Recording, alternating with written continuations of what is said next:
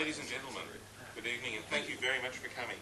I'm William Szekely and I'm the President of the New South Wales Council of Christians and Jews. We're here this evening for the introduction to the public of a wonderful book, A Cross Too Heavy, Eugenio Pacelli. We have an author of great note and scholarship, Paul O'Shea, who will speak to you later.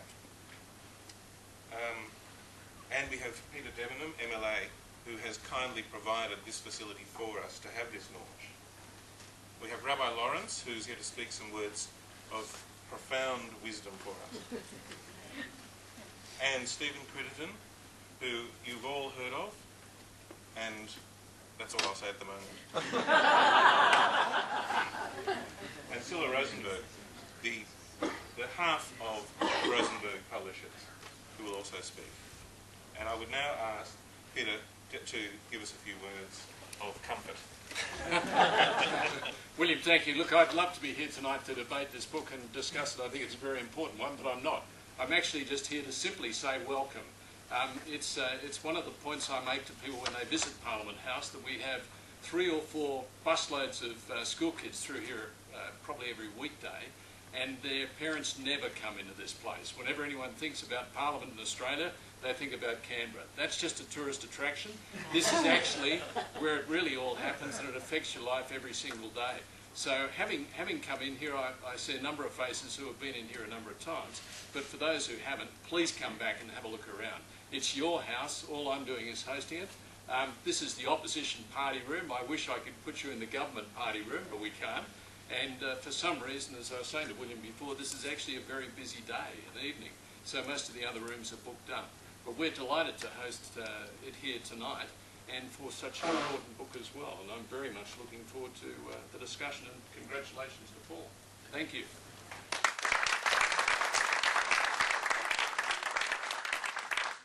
Can I ask Stephen Crittenden? Well, Peter and Paul and ladies and Rabbi and ladies and gentlemen, it's been a pretty tumultuous 48 hours for me. So I've got a little handwritten speech here, and I've got a very jangled mind. I haven't really slept much in the last 48 hours, but let me say this. First of all, that it's a great pleasure to be invited to speak about Paul O'Shea's book, which is about a topic I'm very interested in, and it's a topic of more than esoteric interest. Perhaps a topic of the greatest importance. The story of Pius XII's wartime record is certainly one of the most perplexing stories, and it doesn't get any less perplexing the more you read about it. Without wanting to reflect on the last 48 hours of myself, what I would say to you is that as a journalist, a question I've always asked, has been perhaps the dominating question of my journalistic career, and one that I guess I sometimes wake up in the night thinking about, is what would I have done as a journalist or as a newspaper editor in Germany in 1935? I mean, when the Nuremberg laws came out or whatever, you know, and that question of Pius's silence is a question for our times as well. I've always admired the great German novelist Thomas Mann, who, the author of Buddenbrooks and Death in Venice, who was the head of the German Society of Authors, or the society that, you know, roughly went under that name, at the time that Hitler came to power. And he resigned his post virtually on the day that Hitler came to power and left Germany with his family because he saw clearly what this was and what it meant. My colleague Rachel Coyne, just only in the recent few days, has told me about a wonderful book that I'd never heard about by, and maybe many of you in this room may have heard of him or even read the book, by Sebastian Haffner, who was a young German who had a long career as a journalist. Sebastian Haffner was his pen name. I can't remember his real name. Haffner was born in 1909 and died about 1990. And he writes this memoir called Defying Hitler, about what it was like in the streets of Germany, the signs and the shops and the minds of Germans on the streets from about 1920, even in fact during the war when he was a small boy, and how the fabric of German life changed. And he says a most remarkable thing, and I think it's very pertinent in some ways to this book, that Hitler, although he came to power in 1933, had already come to power by 1923. Something fundamental had changed in the German psyche. There had been a capitulation to this violence in the streets, and it was obvious to this young man who was just in his early 20s what we were dealing with. The gangs in the streets that were roaming the streets and beating people up. And this young man writing this memoir, which he left Germany, he was in London in 1939, and he writes this extraordinary memoir of what it had been like in the 20s and 30s, puts it in a drawer, and it remained unpublished until I think 2001, after he died, and his son published the book in his own middle age. Amazing book, but it raises the question, again, about seeing clearly, naming what you see clearly. I mean, we live in this postmodern society where you hear stories and narratives about real things that are going on in the real world that we don't name and we don't understand. So, I mean, one of the things being a journalist is about is we've resisted as a profession that kind of fuzzy postmodernism that enables that to happen. And it's a profession that still actually does care about facts. So that's where I come to Pius XII from. I've suggested that perhaps Pius XII, in the preface to my interview on the Religion Report the other day with Paul, is perhaps the most infamously, unfairly defamed world leader of the 20th century. He was neither a Nazi sympathiser nor an anti-Semite, although there's little doubt that he grew up with the typical anti-Jewish ideas that existed in the Catholic Church during his childhood and during his time. However, I think it should also be remembered that during World War II, the Italians were not anti-Semites by and large. Italian-occupied Dalmatia was a comparatively safe place for Jews to be, and many Jews escaped from Pavelić's Croatia and were spirited out of via the Dalmatian coast to Italy. Perhaps we should give Pius the benefit of the doubt and think of him, perhaps this is something he would never have thought of himself as being, but as a typical Italian of his times. The interview with Paul on my own program was a strange experience in some ways, listening back to it, because Paul, in the interview, perhaps it was my own influence, was much more positive about Pius than he is in the book. He's very tough on Pius when Pius deserves to be rebuked. And even where it can be explained, however, where Pius went wrong and his weaknesses and his failures to act. I think the one thing, on the other hand, is that he leaves us with a book in which you come away from the book thinking you can sympathise with this man. Narrow, perhaps unprepared, unheroic even in some ways as he was. There are grey areas, however, for me, and these are the grey areas. One is probably the Church's centrist political stance, this opposition to liberalism and individualism on one hand, its fear of communism on the other. The open question for me is whether the Church in its politics in this period, maybe even to this day, this curious Catholic centrism made it particularly vulnerable to fascism and fascist political parties. That's an open question. There's the Concordat in 1933 itself. The big question, I guess, is why, and this is my Sebastian Haffner question, is why by 1933 wasn't it abundantly clear what they were dealing with? That still seems to me to be the big overarching question, why they signed that Concordat in the first place. They would argue, and Paul's book argues, that there was an attempt to protect German Catholics from even worse. The decision to put the draft encyclical that Pius XI was working on at the time of his death in the drawer and to do nothing with it remains a grey area and a grey question. The failure to speak out when Allied governments were urging him to is of course the key question. In the book there's the great quote. Tardini, one of his Monsignori who later rose to be a cardinal, is writing in his journal about an approach he'd had from the American ambassador, and I think perhaps Osborne, the British fellow, on the same day. And they're very, very unhappy. And Tardini writes a little throwaway line in his journal, you know, I understand what they were talking about. He clearly sided with them and had clearly worked on Pius to no avail. Croatia is a huge grey area, particularly Stepinac. I've read a lot about Stepinac, and the more you read, the more of that strange relationship with Pavelić. The more you read, the greyer and the more troubling it seems.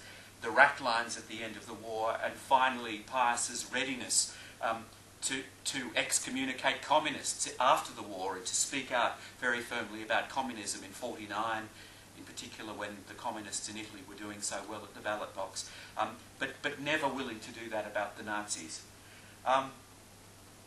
I want to make one other really big important point, and then I'll sit down, and that is that I came to this topic. I'm working on a book. The book will probably never get written at this rate, on John Paul II and his legacy, and I've been very interested in that massive saint-making and what all that was about. And no one has ever really written about what's the story that links all of these disparate saints, particularly the saints of the 20th century, together.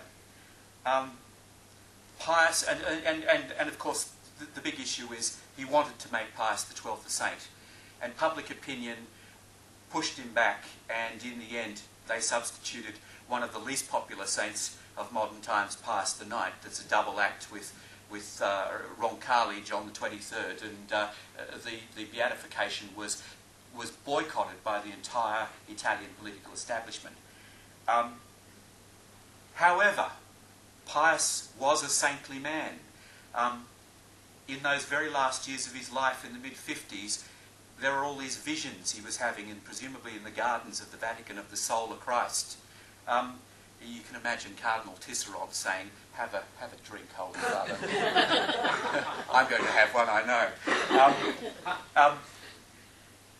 I think the important thing to ask, however, is what work these 20th century saints, many of whom are real saints, Edelstein, Maximilian Kolb, who I don't have a lot of time for, Stepinac in particular, who's a very, the more, as I say, the more you read, the stranger that relationship with Pavelić is. The Spanish Civil War martyrs, the martyrs of the Cristero Rebellion in Mexico in the 20s, the wonderful Dutch Carmelite journalist who was killed at Dachau, Titus Brandsma, the great Bernard Lichtenberg, who was the provost of the St. Hedwig's Cathedral in Berlin, who was the greatest of them all, who, after Kristallnacht, came down to the front of the sanctuary every Sunday night after Mass, got out his rosary beads, and prayed for the Jews. What work are those 20th century saints being asked to do? I think the important thing to talk about is, and this is a question that Gary Wills asks in his book Papal Sin, and that is, if all of these saints, and particularly Pius XII, are being asked to whitewash the Church's failure to speak out, to whitewash the contribution of anti-Jewish theology in the lead-up to the Maelstrom, and they're certainly being asked to paint, they're certainly being used to paint the Church as a victim church, and it often was a victim church. Thousands of priests and nuns were slaughtered in the Spanish Civil War. It was a century when the church was indeed a victim church, but not just a victim church. I come back to Stepinac and the beatification of Stepinac by John Paul II in, was it 1998 or 2002? 1998, I think, it might have been earlier. And the role that beatification played in allowing the Croatian people to continue with the myth that they've created for themselves, that they were a victim people. And I'd recommend to anyone who's interested the essays of the very interesting Protestant Irish essayist Hubert Butler, who died in 1991. He wrote a book called In the Land of Nod, and another book called The Escape from the Anthill. He was in Croatia in the late 30s. He went back and read through all the church newspapers and so forth.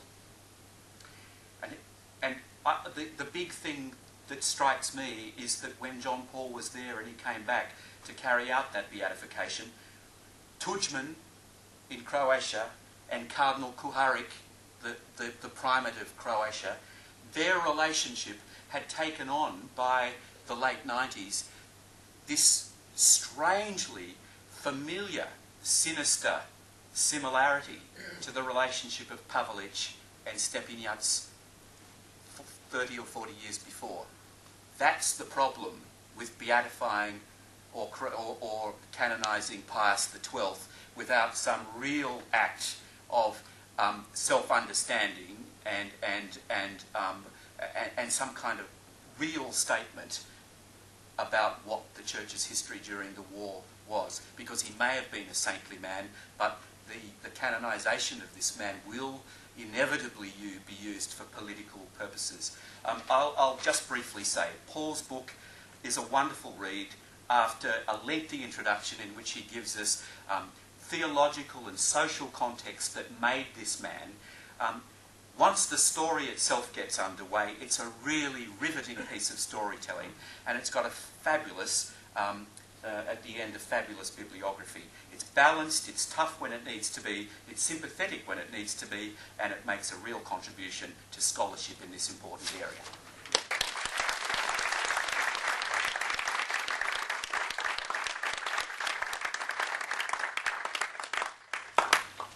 Can I ask Rabbi Lawrence to address us?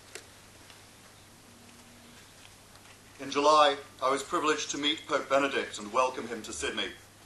I remarked then that for my grandparents who had fled Germany 70 years ago, such a friendly audience with the reigning pontiff would have been unthinkable. I wondered what they would make of it, and I observed to Pope Benedict how fortunate we are to live in a changed and better world. Little did I imagine then that I would be honoured today to welcome Paul O'Shea's new book about Pius XII. He was the Pope of my grandparents' youth, and I wonder what they would make of A Cross Too Heavy. I was delighted to accept Paul's invitation. I've heard him lecture on a few occasions. I've enjoyed him as entertaining, intelligent and articulate. He is passionate and a seeker of truth. It is possibly faintly damning to call a scholarly history or biography a good read. Nonetheless, without wishing to offend, I would like to say that the book is a good read. From the outset, it is informative and it is engaging. From the outset, Paul warns that he would unsettle me and challenge my preconceptions. I have enjoyed the analysis and the challenge. The argument within the book is well constructed. There can be no doubting the author's personal and moral outrage at the Holocaust, the agencies which instigated it, and those which let it happen. Paul O'Shea opens with the parable of the Good Samaritan and its implicit condemnation of a bystander. Did the Church simply look the other way during the Holocaust? O'Shea traces the history of Christian and Catholic vilification of Jews from the earliest days, where a new religion branched from an ancient trunk. He shows a progression of doctrinal rejection from Ambrose of Milan through Augustine and Aquinas. He presents the theological and historical context, the power shifts within the Vatican, the Church in primacy, in eras of greater religiosity, through Reformation, and then the Church redefining its power and purpose in the aftermath of the Ancien Regime, in the age of the nation-state, the age of fascism and communism. O'Shea is critical of a church which fails to identify post-temple Judaism as a continuing and developing religion, honing in on an image of the Jew or Jews as a collective, as deicides incarnate. In his analysis, O'Shea presents a church which was moulded by its time, and in Eugenio Pacelli, a pope who was moulded by his church. Why was the wayfarer left at the roadside till the Good Samaritan came along? Perhaps the priest thought him ritually impure and didn't want to contaminate himself and invalidate himself from temple service. Perhaps the Levite thought that in ignoring the victim, he was following a superior religious precedent. We can only guess at their excuses and their priorities. Priorities. Communism was seen as the greatest threat. National Socialism was a lesser evil.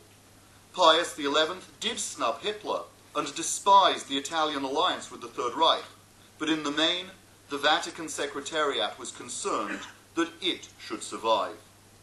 In 1933, Cardinal Gaspari, who was Pacelli's immediate predecessor in the Secretariat, had written a memorandum supporting a concordat with Hitler so long as he didn't declare war on the Holy See or the German Catholic hierarchy.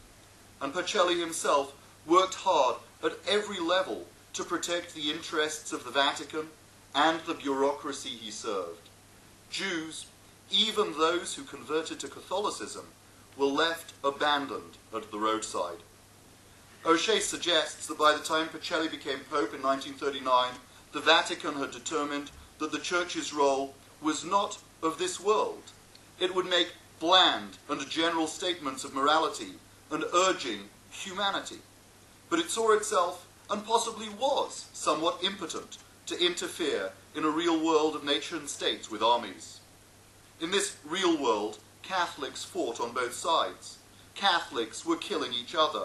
Catholics were living in terrible conditions.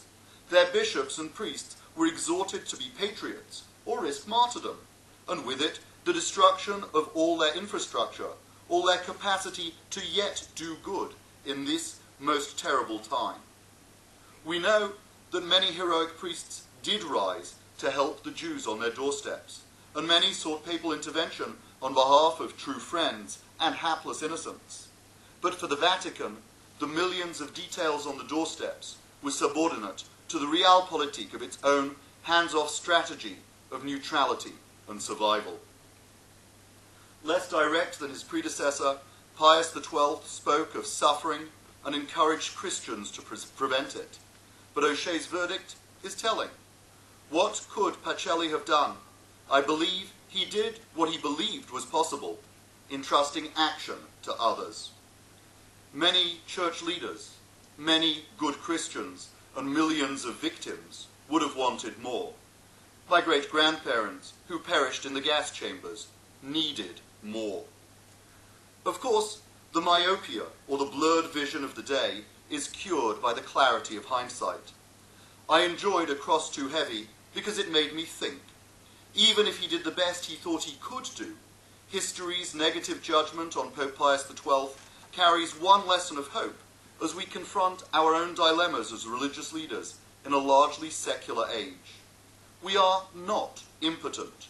The people continue to expect us to lead. They want demonstrative moral leadership. Paul O'Shea's research is an optimistic appraisal of a man who he suggests was unequal to the challenges by which we judge him. It makes strong condemnation of the Judeophobia and anti-Semitism that the Church has authored and condoned over time, but it acknowledges also the progress that we have since and continue to enjoy. May it inspire us to help our neighbours as better, more conscientious priests who live rather than trust to others the role of the Good Samaritan.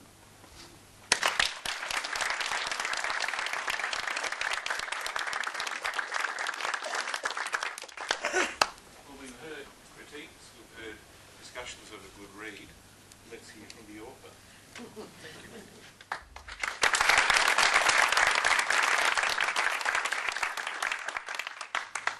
For once I do feel somewhat at a loss for words, being in such august company in front and behind and surrounding me. May I begin firstly with some thanks. I thank most sincerely Stephen from the ABC, and I'm very much aware of the stress that he's under at the moment, and I express my solidarity as a lifelong ABC listener that reason and good sense might yet prevail. You are too great a treasure to be lost at the whims of pedants at the higher echelons of the dream world.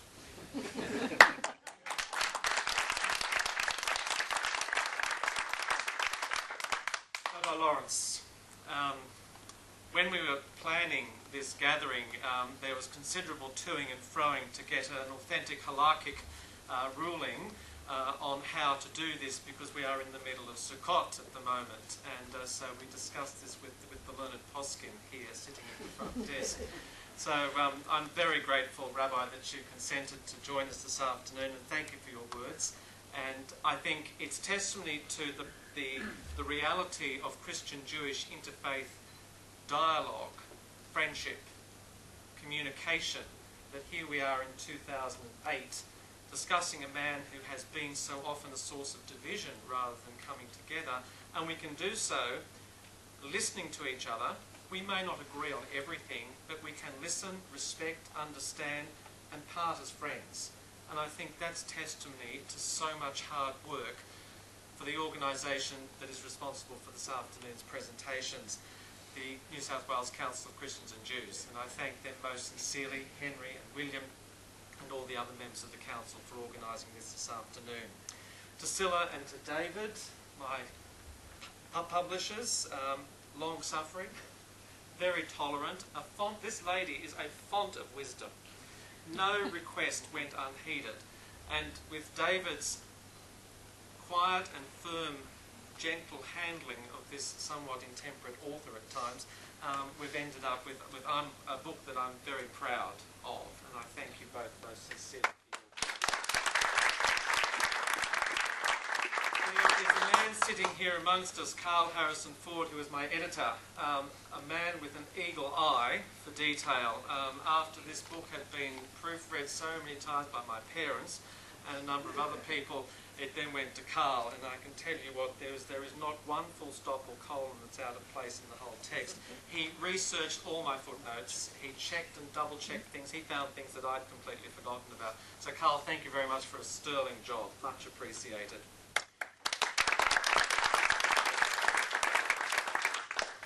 And I do extend my sincere thanks to Peter for hosting us this afternoon and issuing the gracious invitation to come in here. And I have to confess, as a card-carrying member of the other side, it's great that we can meet together. I do believe there are a couple of other card-carrying members on the other side in the audience, but we won't ask them to raise their hands. I would like to thank a number of people individually who have walked with me on this journey for the last 10 years. At 46, to think that I started this at 36, when I had a lot more darker hair than what I have now, it's something of a daunting thing. I want to thank very publicly and from my heart Colin and Sandra Tatz. I've known Colin and Sandra now since 1991, and they have been not only great friends, very, very dear friends, but they've also been, Colin in particular has been the anvil on which I've been knocked about a few times. Colin was my thesis supervisor, and I owe both of them an enormous debt of gratitude and thanks.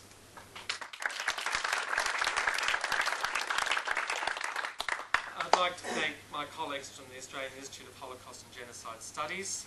We've worked together on a shoestring budget and the smell of an oily rag for quite a few years now, but we have done a lot of things together and they have been great supporters. It's also great to be able to say thank you to my colleagues at St Patrick's College, Strathfield. Quite a few of them are here this afternoon. They've endured my enthusiasms for years, and I hope they listened to what Rabbi had to say about, you know, the brilliance of the learning and everything. Because when you look at me in the classroom, you think, you know, how does this guy? Something doesn't add up here.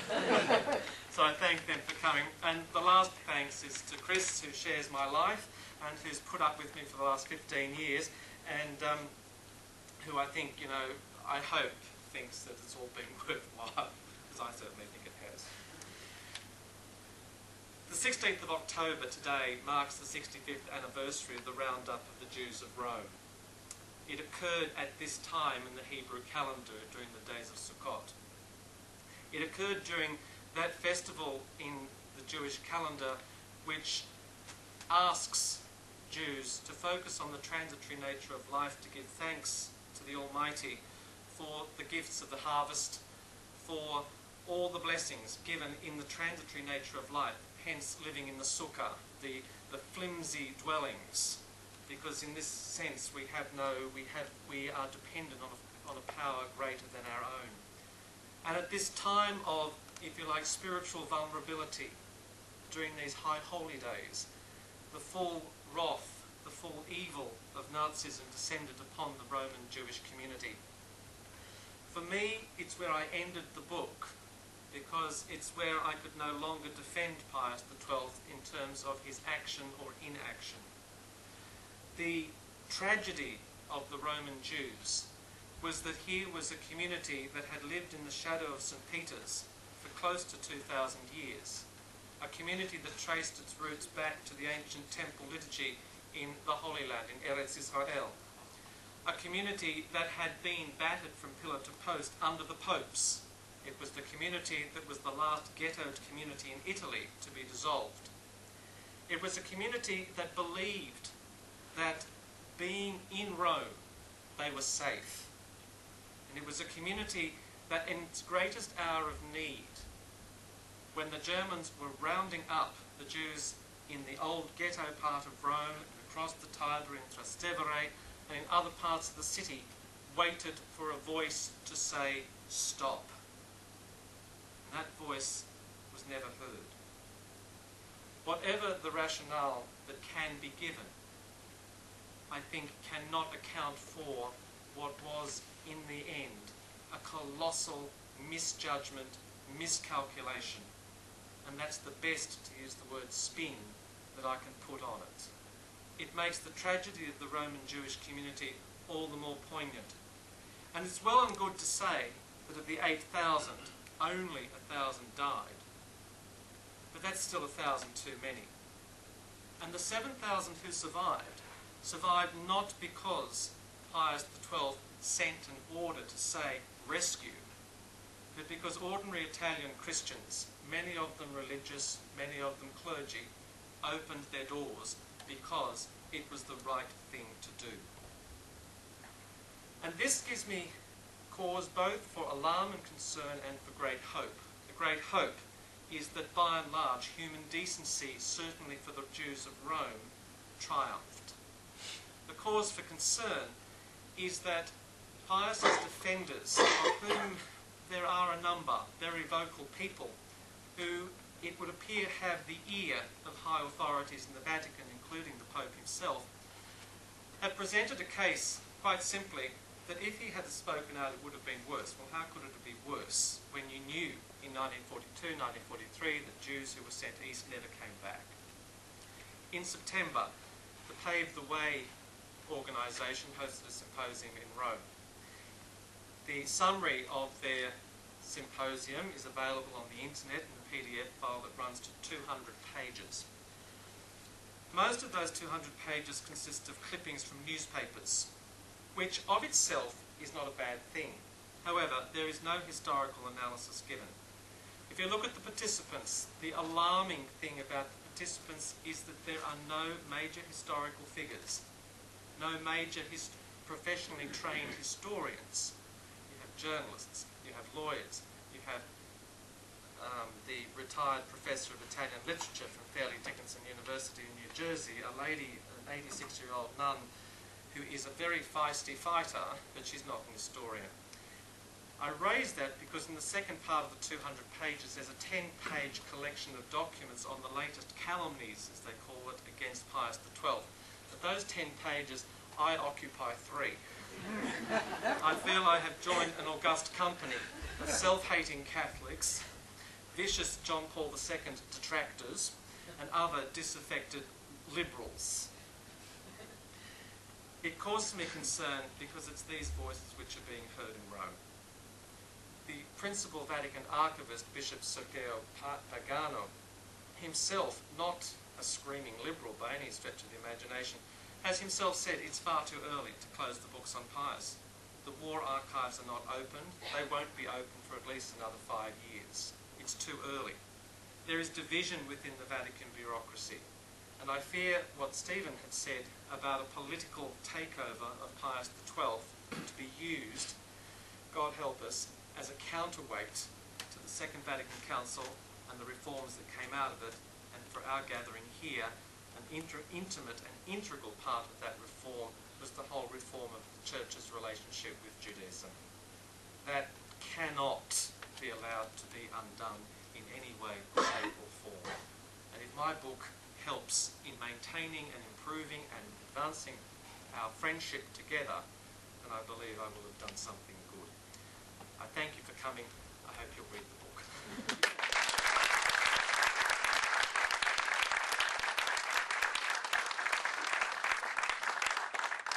It's always interesting to hear from the publishers as to what their experience has been in bringing this book forward. And Scilla is going to say something to us about that.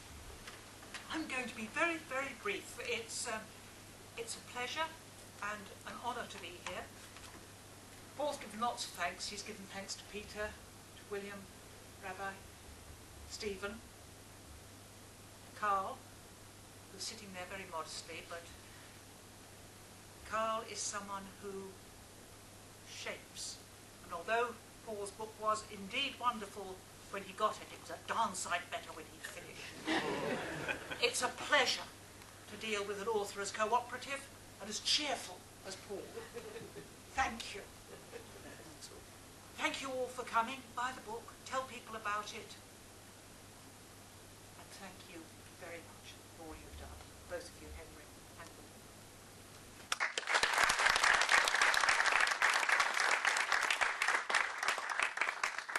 Well, I hope that, and borrowing from Rabbi Lawrence's speech when he spoke to the Pope recently, that with these sort of interfaith encounters, that we hope that we'll all learn from it, not only that faith is alive and relevant, but that it wears many robes. We now ask you to have some refreshments, but also to come and buy the book, and the author is going to sign it. So please come forward.